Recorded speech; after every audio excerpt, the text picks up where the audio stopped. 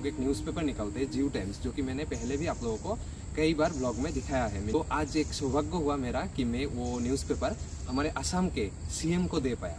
Himanta Biswa Sharma sir को मैं वो न्यूज़पेपर खुद हाथों से दिया, बहुत अच्छा लगा। यूनिवर्सिटी में असम के सम्मानीय सीएम मुख्यमंत्री डॉक्टर हिमंत बिश्व शर्मा सर आए थे एक प्रोग्राम के लिए, एक साहित्य अवार्ड, उसी के ऊपर आज का प्रोग्राम था जो कि फणीधर दत्त हॉल में था। वो प्रोग्राम मैंने इस वीडियो में ही आप लोगों को दिखाने वाला हूँ, वो देखिए। और डॉक्टर हरानंद देउरी তেখেতৰ পাছত মঞ্চলৈ আহিব বঙাইগাঁও জিলাৰ কৰুণাকান্ত ৰয়।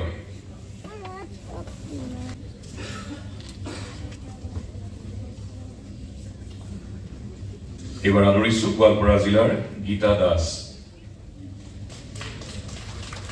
মাননীয় সাহিত্যিকসকল আৰু সুধীবৃন্দ, বিশিষ্ট সাহিত্যিক হোমেন বৰগোহাঁই ডাঙৰীয়াৰ 93 সংখ্যক জন্ম দিৱস আৰু 2024 বৰ্ষৰ সাহিত্যিক পেঞ্চন আৰু বঁটা প্ৰদান উপলক্ষে আয়োজিত অনুষ্ঠানত উপস্থিত থাকিবলৈ পাই মই সঁচাই গৌৰৱ অনুভৱ কৰিছোঁ।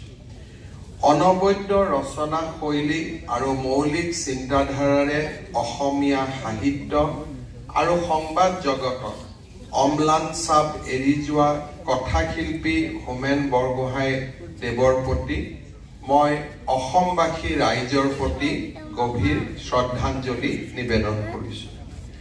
লগতে আজিৰ অনুষ্ঠানত 2024 বৰ্ষৰ সাহিত্যিক পেঞ্চন আৰু বঁটা লাভ কৰা সন্মানীয় সাহিত্যিকসকলক মই আন্তৰিক অভিনন্দন আৰু শ্ৰদ্ধা নিবেদন কৰিছোঁ। 2024 বৰ্ষৰ বাবে ৰাজ্য চৰকাৰে 3 গৰাকী বিশিষ্ট সাহিত্যিক কাছাৰ জিলাৰ শিলা মহান্ত, শোণিতপুৰ জিলাৰ দিলীপ কুমাৰ ফুকন আৰু লখিমপুৰ জিলাৰ খগেন্দ্ৰনাথ বৰালৈ সাহিত্যিক পেঞ্চন আগবঢ়াইছে। প্ৰথমবাৰৰ বাবে এই বঁটাৰ সাল সলনি ঘটাই এই সাহিত্যিক পেঞ্চন আৰু বঁটা প্ৰদান কৰা হৈছে। বঁটাপ্ৰাপ্ত মই আটাইকেইগৰাকী সাহিত্যিকৰ মই সুদীৰ্ঘ জীৱন আৰু মংগলময় জীৱন কামনা কৰিছোঁ। অসমৰ সাহিত্যিক জগতৰ এগৰাকী মহিৰো হোমেন বৰগোহাঁই ডাঙৰীয়াৰ 93 সংখ্যক উপজাতি। অসমৰ বৌদ্ধিক ক্ষেত্ৰখন প্ৰচুৰভাৱে সমৃদ্ধ কৰা বিশিষ্ট সাহিত্যিক সাংবাদিক হোমেন বৰগোহাঁই দেৱৰ প্ৰতি শ্ৰদ্ধা নিবেদনৰ বিনম্ৰ প্ৰয়াসেৰে আজিৰ এই অনুষ্ঠান আমি গুৱাহাটী বিশ্ববিদ্যালয় পালন কৰিছোঁ।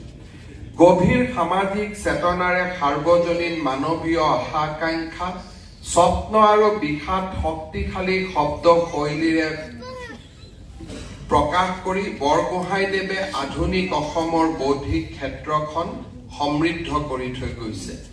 বিংশ শতিকাৰ দ্বিতীয়াৰ্ধত সমাজৰ উত্তৰণৰ সংকল্পৰে যিসকল সাহিত্যিকে স্বকীয় ধ্যান ধাৰণাৰে অসমীয়া সমাজখনলৈ প্ৰগতিশীল চিন্তা চৰ্চাৰ সোঁত বোৱাই আনিছিল, তেওঁলোকৰ ভিতৰত হোমেন বৰগোহাঁই আছিল অন্যতম।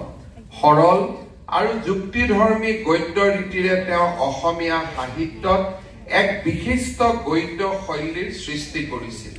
কেৱল গদ্যই নহয়, তেওঁৰ অনন্য কাব্য প্ৰতিভাই প্ৰতিগৰাকী পঢ়ুৱৈ গদ্যৰ সমানে মোহিত আৰু বিস্মিত কৰি আহিছে।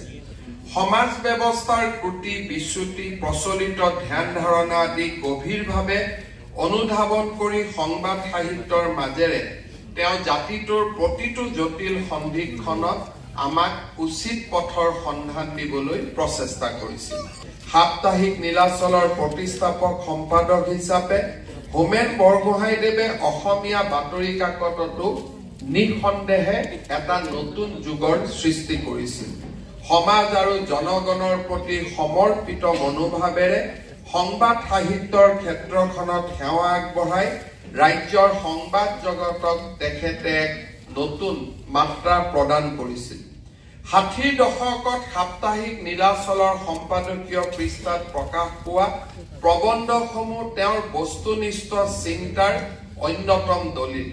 সমাজখনত চলি থকা অবিচাৰ দুৰ্নীতিৰ বিৰুদ্ধে জনসাধাৰণক সজাগ কৰি নীলাচলৰ সম্পাদকীয় প্ৰবন্ধৰ মাধ্যমেৰে তেওঁ জনসাধাৰণক গণতান্ত্ৰিক বিতৰ্কত অংশগ্ৰহণৰ সুবিধা দিছিল।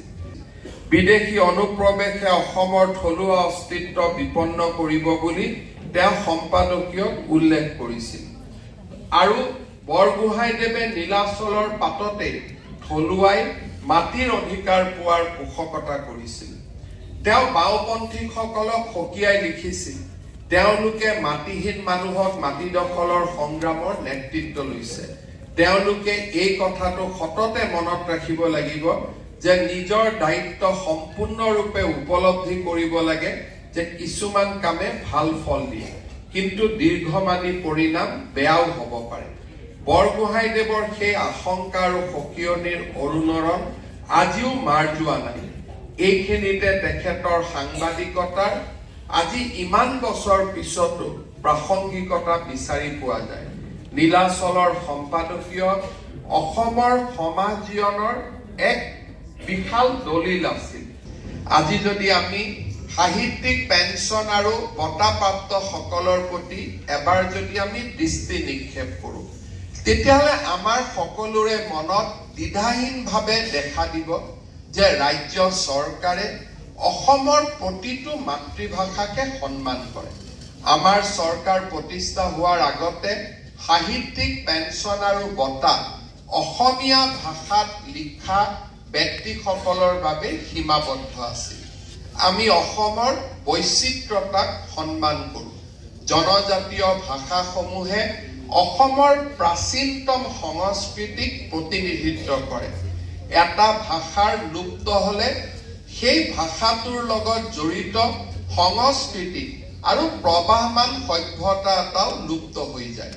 সেয়েহে আমি অসমত প্ৰচলিত প্ৰতিটো ভাষাকে আমি বৰসবাহৰ মাজলৈ উলিয়াই আনিবলৈ প্ৰচেষ্টা কৰো আৰু সেয়েহে আজি আমাৰ এই বঁটাসমূহলৈকে যদি আমি দৃষ্টি নিক্ষেপ কৰো নেপালী ভাষাৰ পৰা বিষ্ণুপ্ৰিয়া মণিপুৰীলৈ, বড়ো ভাষাৰ পৰা অসমীয়া বঙলা ভাষালৈ অসমত প্ৰচলিত প্ৰতিটো ভাষাৰ সৃষ্টিকাৰসকলক সন্মান জনোৱাৰ বাবে বিনম্ৰ প্ৰয়াস কৰা হৈছে।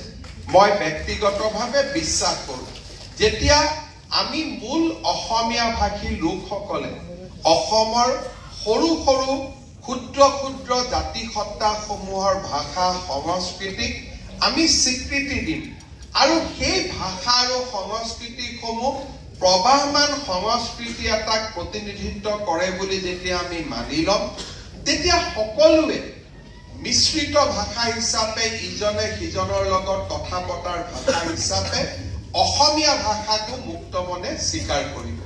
কিন্তু যেতিয়াই কৰবাত অসমীয়া ভাষাক আমি সমাজৰ বিভিন্ন স্থানত ইম্পোজ কৰাৰ প্ৰচেষ্টা কৰো তেতিয়াই প্ৰতিবাদৰ জোৱাৰ উঠে আৰু সেই প্ৰতিবাদে অসমীয়া সমাজখনক জনজাতীয় সমাজখনৰ পৰা আঁতৰাই লৈ যায়। সেই তেতিয়াই অসমীয়া সমাজখনক বহুভাষিক সমাজখনৰ পৰা আঁতৰাই লৈ যায়। কিন্তু যেতিয়া আমি মূলভাষী অসমীয়া সকলে যেতিয়া অসমৰ বৈচিত্ৰ্যময় ভাষা সংস্কৃতিক সন্মান কৰো সি অসমীয়া লোকৰ মহানতাক প্ৰকাশ কৰে আৰু অসমীয়া ভাষা সংস্কৃতিক দুই হাতেৰে সাৱটি লোৱাৰ বাবে আন লোকসকলেও কুণ্ঠাবোধ নকৰে। অসমীয়াই বিশ্বৰ বৰসভালৈ আগুৱাই যাওক তাকে কামনা কৰি হোমেন বৰগোহাঁই ডাঙৰীয়ালৈ পুনৰ এবাৰ শ্ৰদ্ধা নিবেদন কৰি মই মোৰ বক্তব্যৰ সামৰণি মাৰিছো। ধন্যবাদ। জয় হিন্দ। বন্দে মাতৰম। और सीएम सर अभी VC ऑफिस में गए हैं और देख सकते हैं यहाँ पे सभी लोग वेट कर रहे हैं और यहाँ पे पूरा NSS के जो वॉलंटियर है यूनिवर्सिटी का वो लोग भी यहाँ पे रुके हुए हैं और साथ ही साथ सीएम सर अभी आने वाले हैं और देखते हैं आने के बाद क्या होता है। आ गए सर और देखते हैं अभी क्या होता है। चांस मिलेगा तो एक फ़ोटो खींच लेंगे और वो फुलफिल हो पाया। कम्युनिकेशन एंड जर्नलिज्म जो मास कॉम डिपार्टमेंट है गुवाहाटी यूनिवर्सिटी का, हम सब स्टूडेंट मिलके जो न्यूज़पेपर निकालते हैं जियो टाइम्स, जो कि मैंने पहले भी आप लोगों को कई बार ब्लॉग में दिखाया है, मिनी ब्लॉग और ब्लॉग में दिखाया है। तो आज एक सौभाग्य हुआ मेरा कि मैं वो न्यूज़पेपर हमारे असम के सीएम को दे पाया, हिमंत बिश्व शर्मा सर को। मैं वो न्यूज़पेपर खुद हाथों से दिया, बहुत अच्छा लगा, अभी भी बहुत अच्छा लग रहा है। पहले सर को दिया लेकिन उसका कुछ क्लिप मेरे पास नहीं है क्योंकि वहाँ पे बहुत सिक्योरिटी बहुत ज़्यादा रहता है और भीड़ भी था, इसीलिए क्लिप्स उसका नहीं है। और लास्ट में असम के education minister doctor Ranoj Pegu sir को भी एक कॉपी जियो टाइम्स दे पाया। जो ये एडिशन था नवंबर एडिशन, वो मतलब मैं एडिटर था उस पेपर का, इसलिए और भी ज़्यादा खुशी मुझे लग रहा है कि मैं असम के सीएम सर को वो न्यूज़पेपर दे पाया। और साथ ही साथ ये देने में और साथ ही में ये न्यूज़पेपर बनाने में हमारे department K communication and journalism department K HOD sir doctor Chandan Goswami sir बहुत हेल्प किए, इसलिए उनको भी धन्यवाद। साथ ही साथ हमारे डिपार्टमेंट के और भी टीचर्स, उन लोगों के गाइडेंस में ही ये पेपर बन पाया, तो सभी को धन्यवाद। और साथ ही साथ बहुत खुशी आज हो रहा है सीएम सर को ये पेपर में दे पाया और साथ ही साथ एजुकेशन मिनिस्टर को भी ये पेपर में दे पाया। तो बहुत बहुत धन्यवाद आप लोगों को ये वीडियो देखने के लिए, और वीडियो को अच्छा लगे तो सभी के साथ शेयर कर दीजिएगा, चैनल को सब्सक्राइब भी कीजिएगा। Thanks for watching.